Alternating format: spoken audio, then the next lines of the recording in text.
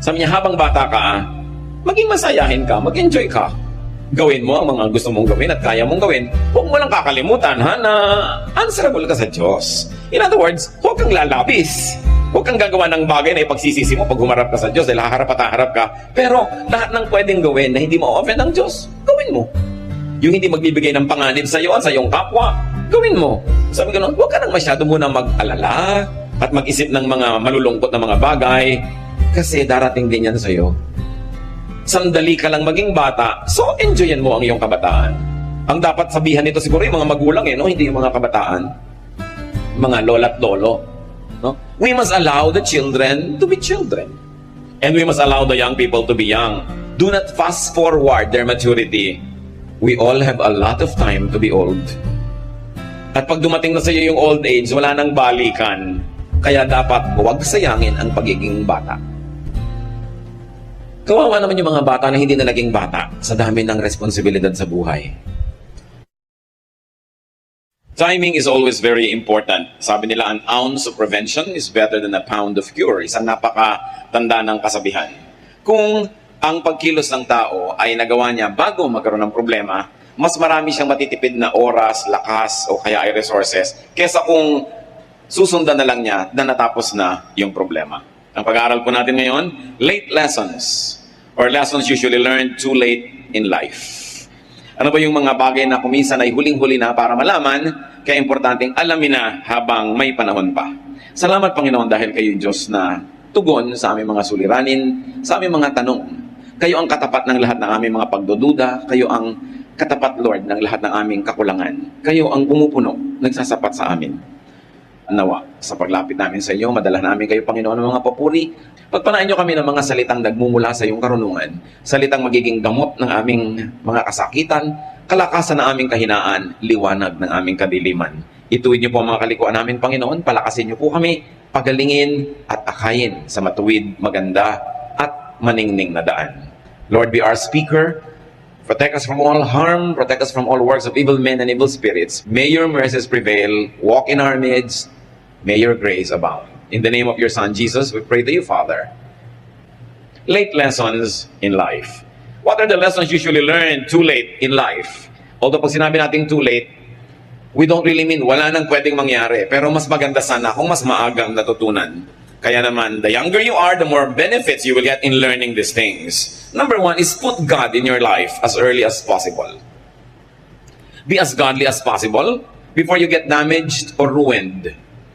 Marami pong mga tao napapalapit lang sa Diyos dahil napupuwersa, nauobligahan ng kalungkutan, ng kasakitan, ng kahirapan, ng kung ano-anong mga problema at damage. Mabuti na napalapit sa Panginoon at mabuti naman at ang mga problema at hirap ay naging daan para mapag-isip-isip ang Panginoon at lapitan ng Panginoon. Pero mas maganda sana kung nauuna na tayong lumalapit bago pa dumadating ang mga krisis natin sa buhay. Para kahit tayo ay nire-restore ng Panginoon, kung dumaan tayo sa mga hirap at mga kung ano-anong damages, mas madali naman na mas pagandahin na lang ang buhay natin kaysa hanguin pa tayo sa napakarami nating kinasadlakan at ayusin sa napakaraming gusot na sinalihan. Bagamat yun ay nagagawa ng Panginoon. Pero napakaganda kung mas maagang nakikilala ang Diyos. Bagamat walang huli, kahit deathbed conversion, yung talagang huling hininga na nung nakakilala sa Panginoon, salamat, maganda yun. Pero mas maaga, mas mabuti. Ecclesiastes 12:1-2. Keep your Creator in mind while you are young. In years to come, you will be burdened down with troubles and say, I don't enjoy life anymore. Someday the light of the sun and the moon and the stars will all seem dim to you. Rain clouds will remain over your head. Sinasabi dito ng mayak na darating ang panahon, tatanda ka rin. Marami ka rin mga bagay na gustong-gusto na ngayon na hindi mo na rin magugustuhan. Mawawalan ka na ng gana sa maraming dati ay hilig na hilig mo. Sabi, bago pa man dumating yon, alalahanin mo na ang Diyos. Habang bata ka pa lang, bago dumating yung mga panghihinawa mo at pagkapagod, bago ka maubusan ng lakas, kilalanin mo na ang Panginoon para may lakas ka pang natitira para sa Kanya. Meron ka pang mga panahon na lalalabi para sa paglingkuran at kilalanin at makisalamuha at makipagmabutihan sa ibang mga anak din ng Diyos. Sabi, agahan yan. Kaya tayo mga kapatid, meron tayong napakahalagang misyon ng mga bata sa ating pamilya, maaaring anak mo, apo, pamangkin, kung ano man, habang maaga dalhin sa Panginoon, isama sa church, enroll sa Sunday school, isama sa mga youth camp, mga daily vacation Bible schools, para maaga ang paglapit nila sa Panginoon. Sabi, train up a child in the way he should go, and when he is old, he will not depart from it. Mas madaling magturo kesa sa mag-repair kung may damage na. While God can restore broken lives, it is infinitely easier just to improve on what is already good. Pangalawa po na lesson na dapat hanggang maaga matutunan, accept and make peace with yourself as early as possible. Meron tayong mga katangian, meron tayong lakas at may kahinaan. Meron tayong mga bagay na talagang kaibig-ibig tungkol sa ating sarili at meron namang sana mas kaibig-ibig pa. Pero mas maaga natin na baguhin yung pwedeng baguhin at tanggapin ng buong puso yung hindi pwedeng baguhin tungkol sa atin, mas giginhawa, mas luluwag ang ating buhay. Sure, room for improvement is the biggest room in the world. Marami tayong pwedeng ibahin, baguhin, paasensoin sa ating pagkatao, pero may mga bagay na gano'n na talaga tayo. Tinatanggap tayo ng Diyos, dapat din nating tanggapin ang ating sarili. May mga karunungan na hindi mo siguro mamamaster kasi may iba ka ng master eh. Merong mga physical attributes that will never be yours because you're already possessing attributes that cannot be changed. Mas pinatanggap natin yon, mas maaga, mas matatahimik ang ating kalooban, makakapag-focus tayo sa mas makakalagang misyon ng ating buhay. Psalm 139:14, I praise you because of the wonderful way you created me. Everything you do is marvelous. Of this, I have no doubt. So pinupuri ng mayakda ang Diyos dahil doon sa napakagandang paraan ng pagkakalikha sa Kanya. But of course, we know that whoever is singing this and whoever wrote this is far from perfect. Pero sabi niya, pinupuri ko kayo sa ganda ng pagkakagawa niyo sa akin. Kailangan matuto tayo mga kapatid na kilalanin at appreciatein yung maganda at mabuti sa atin. Habang patuloy naman nating inaayos sa tulong ng Diyos yung mga dapat ayusin. Pero meron talagang dapat mo nang tanggapin. May mga bagay na genetic. Halimbawa, kung talagang predisposed ang pamilya nyo na magkaroon ng diabetes, ang laki ng chance na magkaroon mo nun, kasi magalit ka pa sa mga ninuno mo na hindi rin naman nila inimbento yun dahil minana rin nila, tanggapin mo at mabuhay ka sa paraan na pinakamaayos para hindi ka mabigyan ng maximum damage ng karamdaman na yan. May mga bagay na dapat tanggapin, mas tahimik ang ating buhay. Improve what can be improved on and accept what cannot be changed. In other words, as early as possible, be a friend to yourself. Be at peace with who you are and with what you are. Pangatlo po na dapat nating matutunan, learn what matters to you as early as possible. Ano ba ang mahalaga sa inyo? Mahalaga ba sa inyo na pagka may mga lakaran nakakapag-swimming kayo at hindi kayo marunong lumangoy, learn it as early as possible para humaba ang panahon ng buhay nyo na nai-enjoy nyo yan. Gusto nyo pala pag may mga party, nagbo-ballroom dancing kayo, sumasayaw kayo, pag-aralan ninyo. Kaysa habang buhay, nakatingin na lang kayong halos maingit-inggit doon sa mga nagpapaikot-ikot at nagpapagulong-gulong at nagpapatalon-talon. Learn it if you like it. Gusto mo palang mamisikleta, pero habang buhay, nakatitig ka na lang sa mga namimisikleta because you don't know how. Learn it. Mga kapatid, at this point in your life, ano ang mahalaga sa inyo? Gusto nyo pero hindi nyo alam. Alamin nyo.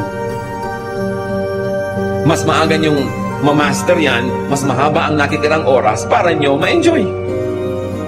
Skills ba yan? Language? Is it a piece of information? Is it a trade? Isang uri ng paghahanap buhay o nagagawa ng kamay? Alamin. We cannot forever say, gusto ko sana pero hindi ko alam. Agahan. Proverbs 24:5, a wise man has great power, and a man of knowledge increases strength.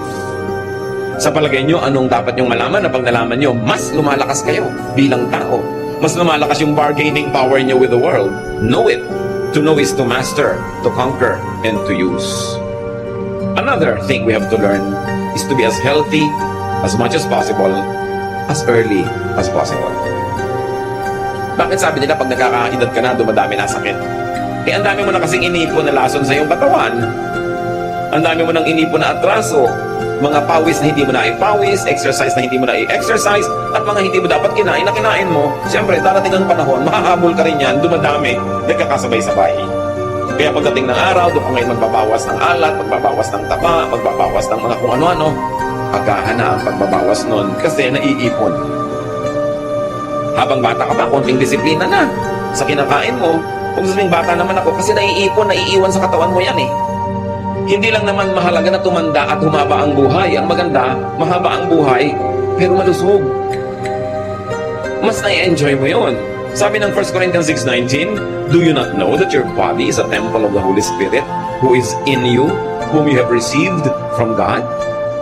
Isipin ninyo na yung Espiritu ng Diyos na walang hanggan, walang katapusan, napakamakapangyarihan, nakatira sa ating katawan. Isipin nyo na lang na inyong isip na ang layo ng mararating, ang daming pwedeng ma-imagine, ang daming pwedeng ma-create, pero nakatira pa rin sa ating katawan. At pag bumigay na yung katawan mo, kasunod na rin bibigay yung brain mo. Kasi yun ang tinitirhan niya. Nakita nyo ang napakarami mga dakilang mga tao, great, powerful people, but in times of a crisis in their lives, they happen to be sick. Ang nangyayari, natatalo sila kung giyera yun. Minsan napakalaking digma, ang galing na general, ang daming napanalunan, pero dahil lang sa kagat ng lamok, no? Nagkaroon ng malaria, at kung kailan siya sinusumpong at inaapoy ng lagnat, doon lumusob ang kalaban, natalo sila. Kasi kahit gano'ng kagaling ang utak mo, nakatiya pa rin sa katawan mo yan, yung katawan mo pag bumigay, kasamang bibigay lahat. Kaya dapat inaalagaan, mas maaga. The body is also the temple of the mind. It is also the limit and the limitation of the mind. Kaya inaalagaan yan. It becomes a tool of the mind, but it also becomes a prison of our whole life. So as early as possible, exercise. As early as possible, be fit. Eat healthful foods. Life is so much easier and nicer when one is healthy. Hindi lang yun mga kapatid. Pati life ng mga nagmamahal sa inyo, gumagaan pag kayo'y malusog. Kasi siyempre, kahit tayo ang may kasalanan kung ba't nagkakaroon ng kalusugan natin, na may lahat na nagmamahal sa atin dahil hindi naman tayo matitiis at aalagaan din tayo kung tayo magkaroon ng karamdaman.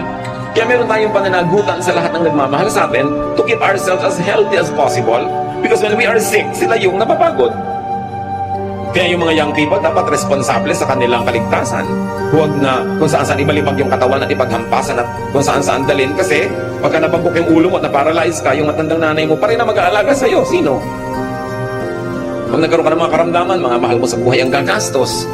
Kaya hindi ka lang nabubuhay para sa sarili. We live responsibly. In adulthood, do not think of yourself and do not treat yourself as old. Do not think old. Do not act old. Marami kasing mga humihina na bahagi ng katawan natin kasi itinatrato na natin na mahina. Hindi na kasi nagagamit, hindi na napapractice. Recently, nakakita ko sa internet, 92-year-old lola nagsasalsa. Ewan ko kung nakita nyo yun, ha? Talagang nagpapagulong-gulong, binabalimag nung apo, kulang na lang lumipad. Ang lakas ng katawan. 92. Yun na ko, wow. Maraming ginawang tama itong si Lola na sa buhay niya. Malakas pa yung katawan niya. So, huwag na kayo lagi na lang nakaparanela, nakabalabal at lagi na lang. Pwede nyo namang pasiglahin ang mga sarili, no? Para mas marami pa tayong makita, malasap, magawa, maproduce. So, watch what you eat. Sila Daniel, ang propetang si Daniel, mga batang-bata pa lang, binihag ng kaaway, dinala doon sa palasyo nung nakabihag sa kanila, tinetrain sila para maging mga trabahador nitong hari na bumihag sa kanila. Pero ayaw nilang kumain ng pagkain sa palasyo. Kasi iniisip nila, bukod sa moral dimension ng pagkain ng mga unbelievers, marami siguro talagang unhealthful na mga ingredients yan. Kaya sa Daniel 1:11-15, merong prescribed diet yung mga noble men na yon, noble young men who were in the palace. Pero si Daniel then said to the guard, "Please test your servants for 10 days. Give us nothing but vegetables to eat and water to drink. Then compare our appearance with that of the young men who eat the royal food, and treat your servants in accordance with what you see." So he agreed to this and tested them for 10 days. At the end of 10 days, they looked healthier and better nourished than any of the young men who ate the royal food. Hindi natin alam kung ano yung mga excess siguro ng mga fats, mga alcohol at kung ano sa royal food. Pero ayaw kainin nila Daniel. Bukod siguro nga doon sa dietary value, may spiritual value pa sa kanila kung anong kakainin nila at hindi. Kasi sabi nila, gulay na lang po ipakain nyo sa amin at tubig lang ang iinumin namin. At matapos ang 10 days, kung nakita nyo kami nanghihina, sige, kakainin na namin kahit ano ipakain nyo.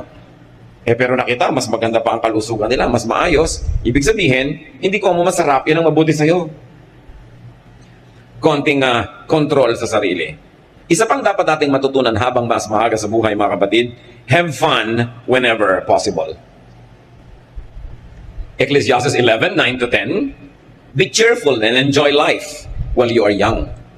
Do what you want and find pleasure in what you see. But don't forget that God will judge you for everything you do. Rid yourself of all worry and pain because the wonderful moments of youth quickly disappear. Napakahalaga ng mensahe na ito ni Solomon. the wisest man ever. Sabi niya, habang bata ka, maging masayahin ka, mag-enjoy ka. Gawin mo ang mga gusto mong gawin at kaya mong gawin. Huwag mo lang kakalimutan na answerable ka sa Diyos. In other words, huwag kang lalabis. Huwag kang gagawa ng bagay na ipagsisisi mo pag humarap ka sa Diyos dahil haharap at haharap ka. Pero lahat ng pwedeng gawin na hindi mo offend ang Diyos, gawin mo. Yung hindi magbibigay ng panganib sa iyo at sa iyong kapwa, gawin mo. Sabi ko, huwag ka nang masyado munang mag-alala at mag-isip ng mga malulungkot na mga bagay kasi darating din yan sa iyo. Sandali ka lang maging bata, so enjoyin mo ang iyong kabataan. Ang dapat sabihan nito siguro yung mga magulang, no? Hindi yung mga kabataan. Mga lola at lolo. No? We must allow the children to be children. And we must allow the young people to be young. Do not fast forward their maturity. We all have a lot of time to be old. At pag dumating na sa iyo yung old age, wala nang balikan. Kaya dapat huwag sayangin ang pagiging bata. Kawawa naman yung mga bata na hindi na naging bata sa dami ng responsibilidad sa buhay. Yung hindi na naka-attend ng anumang gathering, socialization, kasi laging nag-aalaga ng may sakit na magulang o nag-aalaga ng kapatid o naghahanap buhay. Habang kumisan, yung tatay palasing-lasing, pag ganito, yung mga anak na ang nagbuhat ng mga tungkulin ng mga magulang, hindi na sila naging bata. Eh ang problema, pagka lampas na yung kabataan mo, hindi ka na magiging bata uli, ever. So isa pong malaking kalupitan, mga kapatid, na nakawan natin ang mga kabataan ng kanilang pagiging bata. Siyempre medyo hindi nag-iisip pa yan ng marami mga bagay, kaya parang hindi seryoso. Sandaling-sandali lang yan eh. Tulad din ng ganda, sandaling-sandali lang ang kagandahan ng isang bata.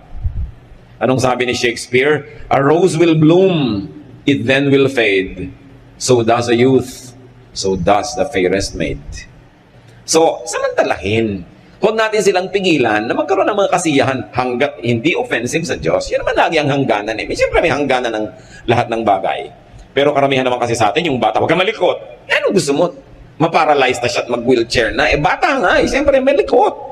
May hangganan din lang. Huwag ka naman makabasag. Huwag kang makasira naman kung ano dyan. Bata ay bata. Mga young people, biglang magtatawanan ng malalakas. Iirapan agad ang mga lola.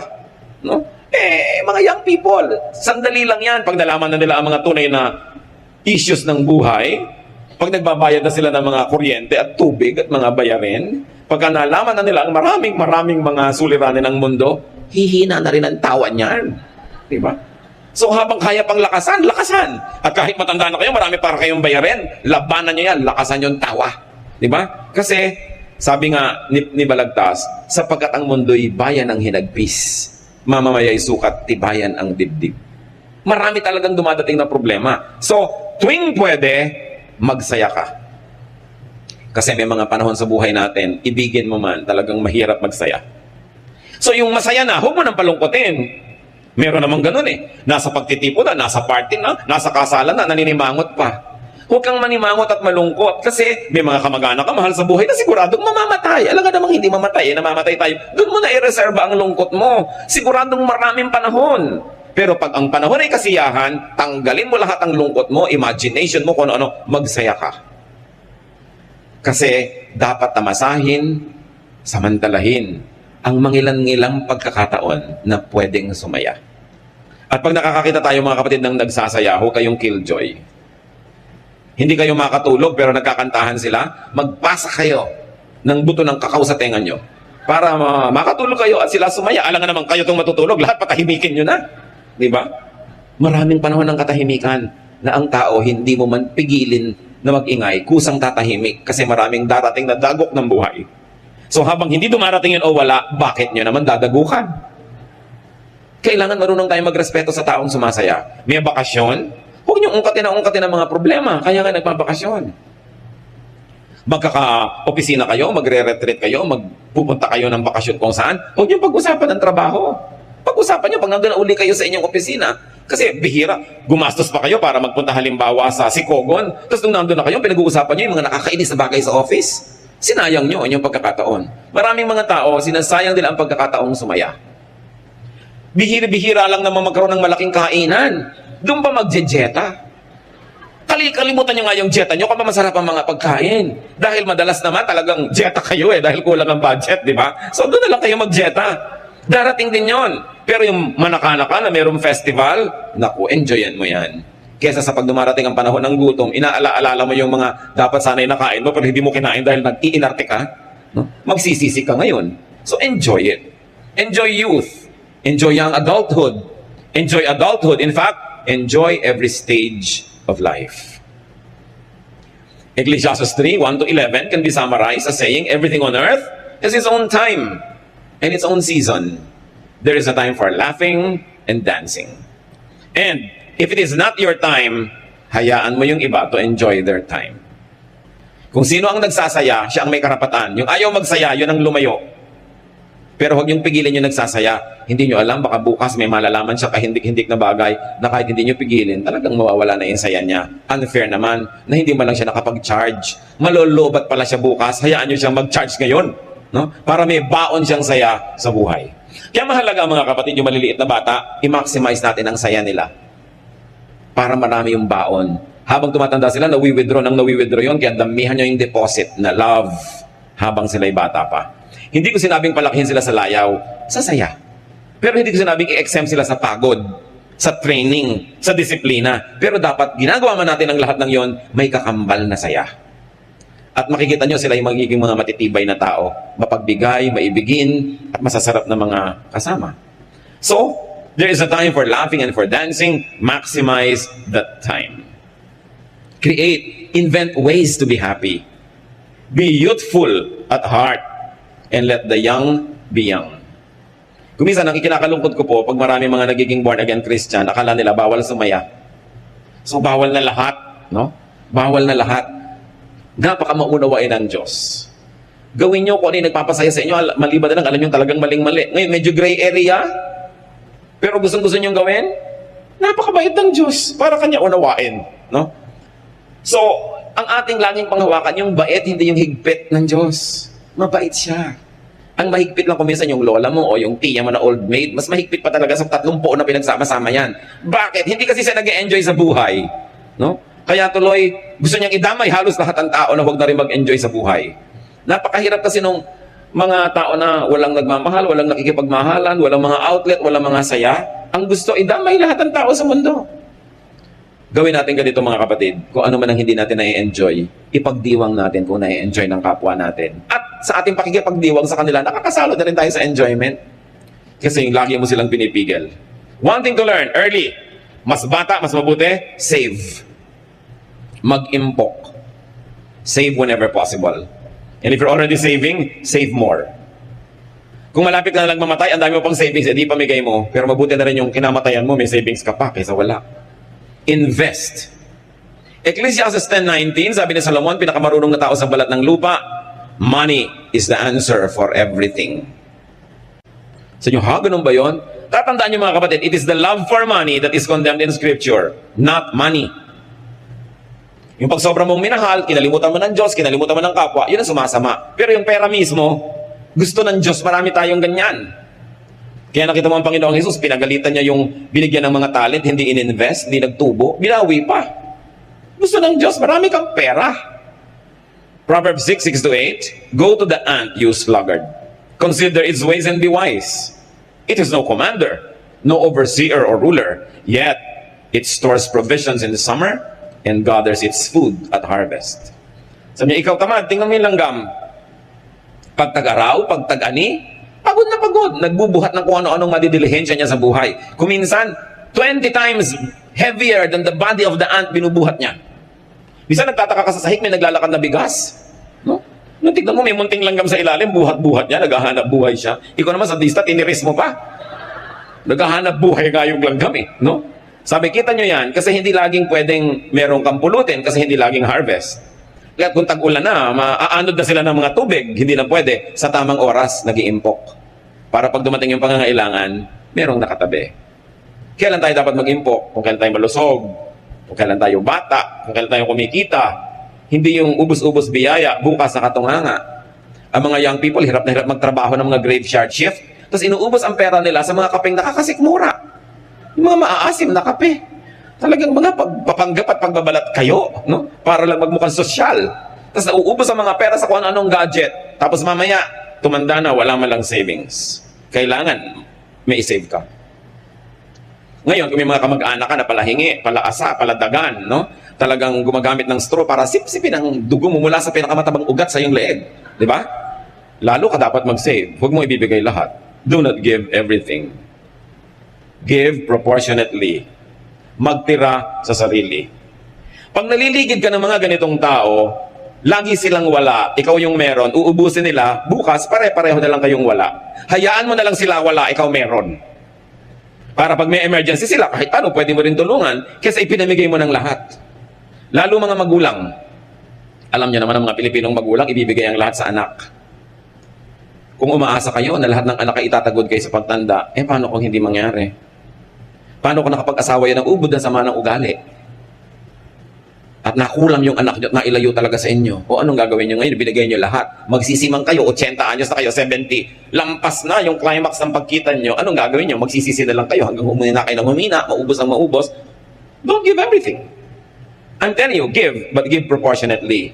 May tinatabi ka. Ang God is God of proportion. Ang Diyos nga, 10% lang hinihingi, di ba? So, ibig sabihin, may tinitira ka sa sarili mo, sa ganito, sa ganon. Dapat ganon. Kung kayo'y kumikita-kita, medyo katanghali ang tapat ng inyong buhay, walang ginawa ang mga kamag-anak nyo kundi manghingi, paano kayo magkakaroon? Ipinapayo ko lagi sa iba, maghulog kayo ng lote. Maghulog kayo ng anumang bagay na alam lahat ng kamag-anak nyo may hinuhulugan kayo, therefore, hindi nila kayo dapat obligahin na lagi magbigay sa kanila dahil may hinuhulugan kayo. Tapos pagdating ng panahon, di ibenta nyo, parang savings, parang forced savings. Kasi kung laging cash ang pera mo, papapakin talaga ng mga tao yan. Wala kang maiipon. No? So magtira sa sarili. At habang maaga, lalo't kung naniniwala kayo, get a good health insurance coverage. Mabuti na yung nagkakasakit kayo, ang inaalala nyo lang paano gagaling, hindi yung paano magbabayad. Malakas magpalala ng sakit, yung bills. Malakas magpataas ng lagnat. Pagka nakikita mo yung mga bills. Kailan kayo kukuha dapat ng health insurance coverage? Habang bata kayo kasi mura pa yung premium. Alam nyo na yung mga insurance, pero hindi ka naman yan love. Negosyo yan. So habang nagiging 60 ka, lalong nawawala na yung mga privileges mo o 70. Pero at least umabot ka man lang sa edad na yun na covered ka. Kasi mamaya nagkakaroon na ng mga bagong products yung mga insurance companies na hanggang libing, pwede ka ng client nila. Meron ng ganun, ano? Pero maganda meron kayong ganun. Kaya lang pakatinuan ninyo. Dahil maraming mga insurance companies nakaka 1, 2, 3. No? Tinatakbuhan ka bigla, nawawala bigla. So tingnan nyo yung record, track record ng mga kumpanya. But it's nice to have that. Get educational and health insurance for your children. The younger they are, the cheaper. Ako, isang patotoo. Sa ganito, napapatunayan ko this works. Yung mga insurance, health insurance, educational plans. Dami ko nang nakita na talagang it works. Kaya lang nga, talagang medyo maghihigpit ka ng sinturon habang nagbabayad ka ng premium. 5 taon lang naman yun. At kadalasan, yun yung 5 taon na bata ka pa, nasa peak ka pa ng pagkita, pwedeng gawin. Kita niyo yung babaeng pinupuri sa Proverbs 31:25? She is strong and graceful, as well as cheerful about the future. Sabi ng NIV, she can laugh at the days to come. Sino ang pwede magtawa-tawa sa darating na kinabukasan? Yung may ipon. Magulang ka, magkakalis na yung anak mo, sabi mo, magkakalis na anak mo, may pambayad ako. Di ba? Gaano karami nakakatawa ting Hunyo? Pag nakasalubong may mga mukhang Biyernes Santo, Hunyo. Kasi enrollment, walang savings. Gaano karami yung nakakatawa kapag naalala mo, naku, tatanda ako, kailangan ko ng wheelchair. Bibili ako ng may mga umiilaw-ilaw pa habang gumugulong. Di yung may pambili, di ba? Sinong nakakatawa sa mga darating na sakit, di yung may pampa-hospital, she can laugh at the days to come. Yung Proverbs 31:25, lady, because she has savings. So mahalaga, meron yan. Isa pang lesson, mga kapatid, if you have a chance, I like to emphasize this, if you have a chance. Dahil yung iba gusto pero walang chance. And you are psychologically and emotionally fit to marry, marry. Huwag niyo nang tanongin yung katabi niyo, ba't ikaw hindi ka nag-asawa? Di ba? Hindi kayo makialam. Pero if you have a chance, if you are psychologically, emotionally, economically, physically fit to marry, marry. Maraming ligaya ang pag-aasawa kahit marami rin itong hirap. Pag kinuwenta mo, kwentas klaras, panalo ka pa rin usually. Pag nagkaroon ka talaga ng isang married life. When you can have and raise a child or children. Mahirap lang yan sa simula, pero malaking joy ang binibigay niyan sa'yo. Lalo't kung mapag-aruga, kung tumanda ka, bagamat hindi yun guaranteed. Di ba? So kung mag-alaga ng bata, dahil investment mo siya para alagaan kanya pagtanda mo, hindi yun guaranteed. Mahalin mo lang dahil mahal mo. Kung minahal ka uli sa sukli, di maganda. Kung hindi, may tinabi ka sa sarili mo. Yun ang importante. Proverbs 18:22, he who finds a wife finds what is good and receives favor from the Lord. Baliktarin mo rin yun, ganoon din sa husband. Mapalad yung mga tao who have a chance and who are psychologically and emotionally fit to have a spouse. So, huwag sayangin yun if you fall under that classification. Kahit ano pa ang hirap, mas matimbang pa rin ang pakinabang kung nagkaroon ka ng kabiyak. Psalm 127 verse 3, children are a blessing and a gift from the Lord. Kung minsan mga kapatid, merong mga ipinagbubuntis na bata in ways that are socially undignified. May mga unwanted pregnancies, may mga hindi inaasahan, merong mga kuminsan na puwersa nangyari. Sakaling mangyari, bagamat ayaw natin, never abort a child. At kung ikaw naman ay isang dalaga na sa mga laro sa'yo ng tadhana ay bigla ka naging isang dalagang ina, huwag mong ipamigay ang bata, palakihin mo. Machichismis ka lang ng 1 linggo, 2 linggo, 1 buwan. After 1 month, may ibang babaeng buntis na uling mapag-uusapan, aalis na sa'yo ang spotlight.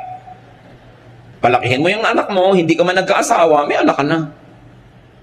Alam niyo po kasi, I'm talking to experience. May mga kilala akong mga kababaihan na nagtapon pa ng anak, nagganito pa, tapos hindi na sila nagkaasawa, ngayon, nung medyo may edad-edad na, nanghihinayang, pinalaki ko na lang sana. Tapos nakakakita ka ng bata, naku, ganito ni ata kalaki yung anak ko, kung di ko pinamigay. You know, kung wala ka man naging asawa, tinatawag ka mang disgrasyada, ganun talaga ang buhay, no? Hindi mo naman ginusto yan, wala naman sa slumbook mo na yun ang ambition mo. Napalagay ka doon, iayos mo kung ano yung naging mali, itama mo, and then, pasalamat ka, may anak ka na. Kesa wala. Huwag kayong magtatapon ng bata. Makakaraos din. Nairataos yan. Tsaka huwag kayong masyadong maging maramdamin sa chismis. Kahit nga wala kayong gawin, chichismisin pa rin kayo ng mga tao. Mga chismosa naman na yan, hindi ka naman naaalagaan niya kung nadapa ka.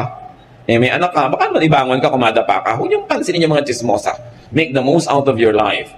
Bihira, walang tao na nagiging perfect ang buhay niya. Nagkakapingas-pingas, nagkakalamat-lamat. Nangyayari yan eh. Yun ang maganda nga sa tao dahil meron tayong Diyos na pagdaraanan ang lahat. Basta tayo nagpapatulong sa Panginoon. Huwag kayong masyadong sentimental about it. Blessing pa nga yun. May anak ka na, may nangyari sa'yo.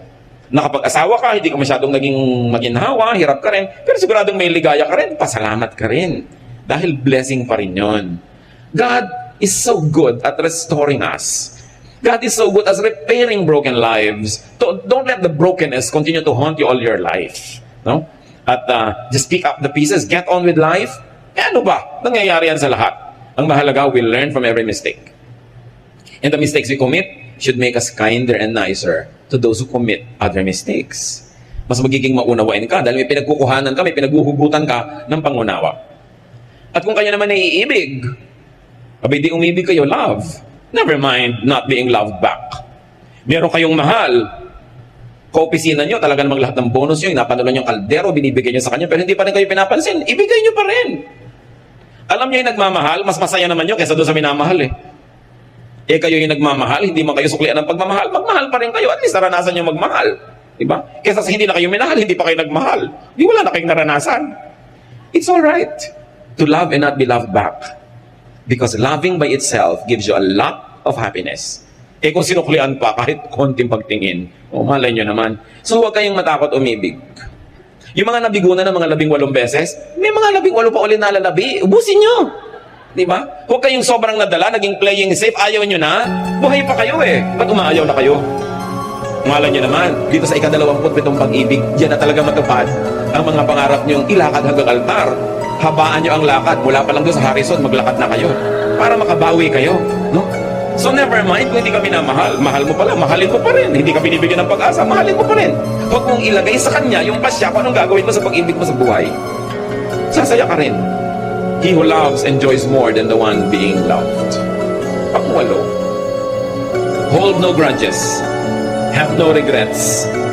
Discard anger from your heart. Mas maaga, mas mabuti.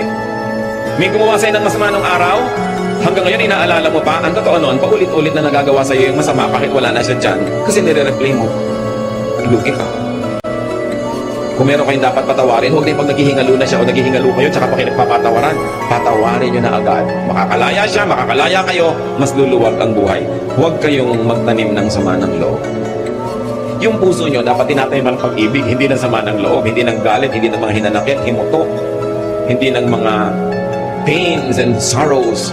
Minsan na kayo nasaktan, tama na. Ilibing nyo na forever. Magpatawad na kayo para hindi maulit. Kasi habang sinasariwan nyo, bumabalik yung galit, bumabalik yung sakit. Sinong lugi? E di kayo. Mas maaga, mas mabuti. Kasi maiksi ang buhay. Sayang ang bawat saglit na inubos mo sa pagiging galit. Pwede naman sanang inubos sa pagiging masaya. It is your decision. Ephesians 4:31, stop being bitter and angry and mad at others. Don't yell at one another or curse each other or ever be rude. Sayang. Minsan ka lang nagkaroon ng araw na ganito, ng petsang ganito, ng taon na ito sa buhay mo. May nakaaway ka pa, di ba sayang? Samantalang mas maganda kung may naging kaibigan ka. Huwag sasayangin ang bawat sandali. Philippians 3:13, I forget what is behind and I struggle for what is ahead. Nililimot ko na yung tapos na. At kayo mga kapatid, makinig kayo mabuti. Kung meron kayong kamag-anak, kapatid, mahal sa buhay, asawa, magulang, na nakagawa ng isang malaking pagkakamali nung araw, at alam nyo yon, at pwede nyo isumbat, pwede nyo siyang tapunan ng isang tingin pagka siya ang tinatamaan ng conversation kahit hindi alam ng iba, pwede nyo siyang i-blackmail. Huwag nyo gawin, release the person, limutin nyo na. At ang mga nagawa nilang mga malino, lalo di kinahihiya nila, kinasasama ng loob, huwag nyo nang uungkatin pa. Yun ang pagpapakatao. Sinasabi, don't hit below the belt. Kahit sa boxing, may batas. Kalaban mo yung sa boxing, yung pa ba naman kapatid mo, mahal mo sa buhay, yung pa ang tuwing meron kang galit o inis, inilalabas mo yung baho niya, inuungkat mo yung pagkakamali niya. It is cruel, it is unkind, it is ungodly. And even if you are able to hurt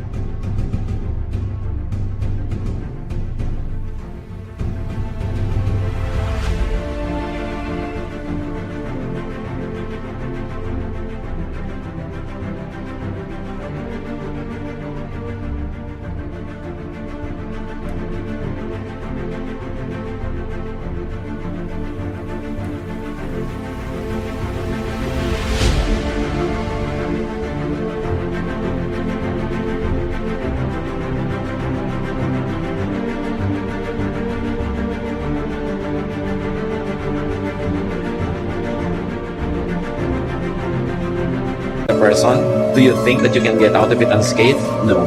Kayo man, kahit karos magkakaroon.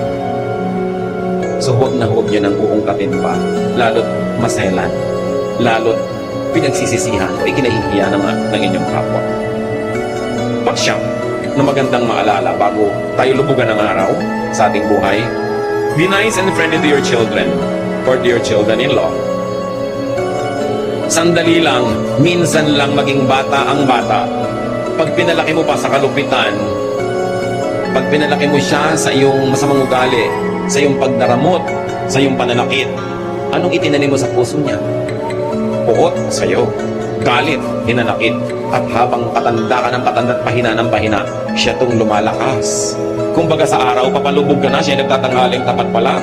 Lahat ngayon na ikabubuti mo sa buhay, iaasa mo lang sa kanya dahil mahina ka na. Ano ang maaalala niya?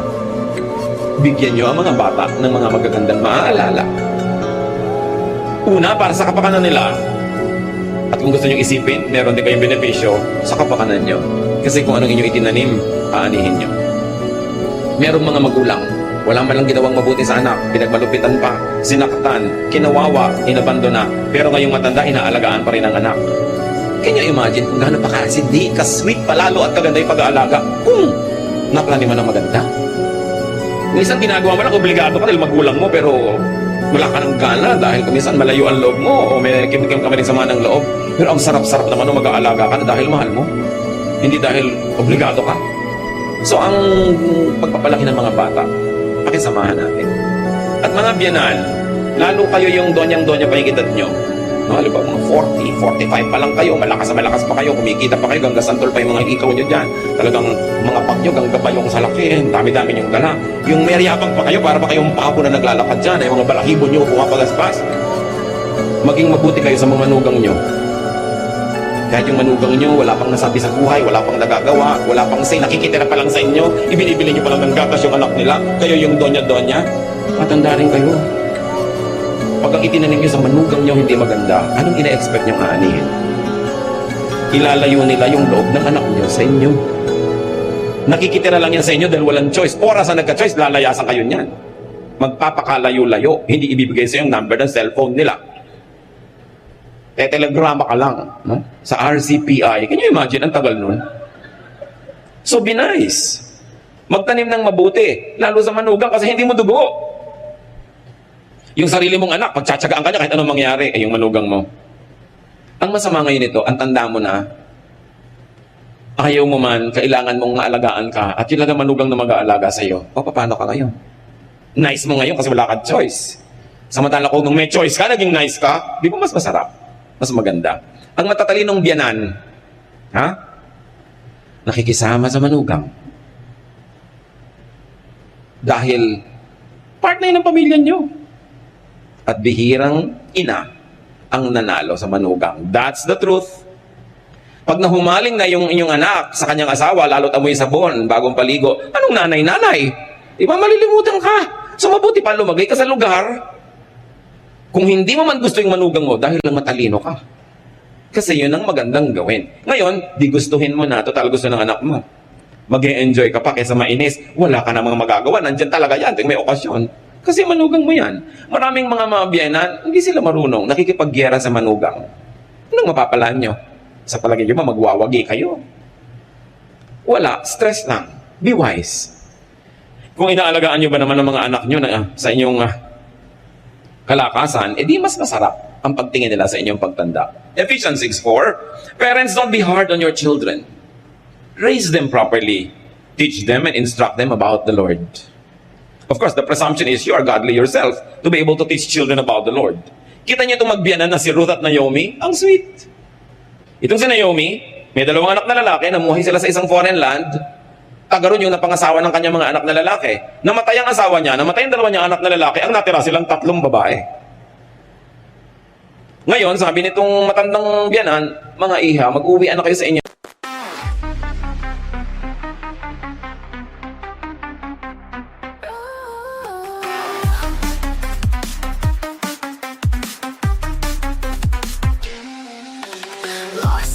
Shadows where love used to be.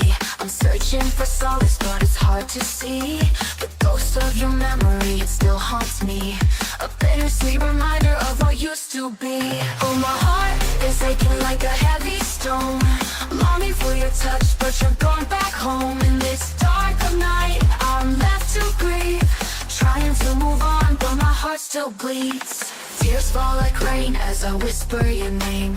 Wishing I could turn back time to the love we sustained. But now you're gone and I'm left to decay. A fragile heart that's lost its way. Oh, my heart is aching like a heavy stone. Longing for your touch, but you're gone back home. In this dark of night, I'm left to grieve. Trying to move on, but my heart still bleeds.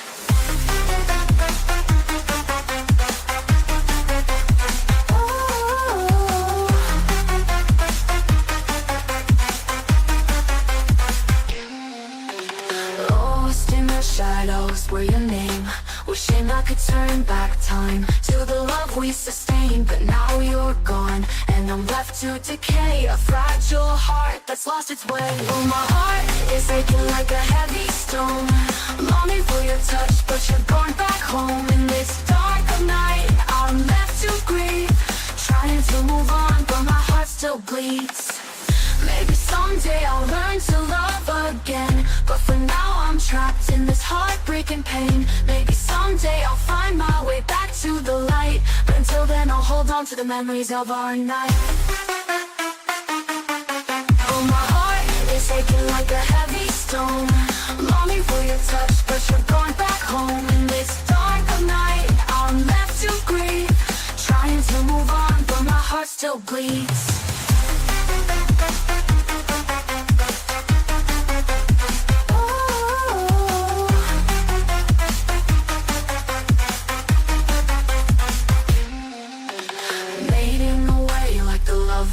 haunts me, leaving me with just a memory. A love that's faded.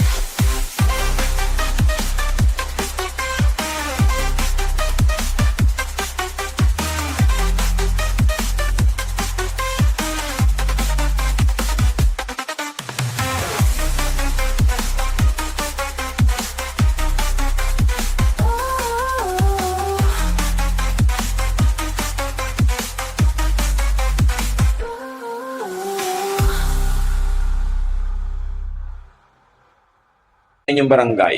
Kasi wala na ako natirang anak para ipakasal pa sa inyo. Magkani-kanya na tayo, gumawa pa kayo ng buhay nyo dahil bata pa kayo. Meanwhile siya, ang tanda-tanda na niya, byuda na, naulila pa sa mga anak, sino lang titingin sa kanya? Ruth 1:16-17, Ruth answered, "Please don't tell me to leave you and return home.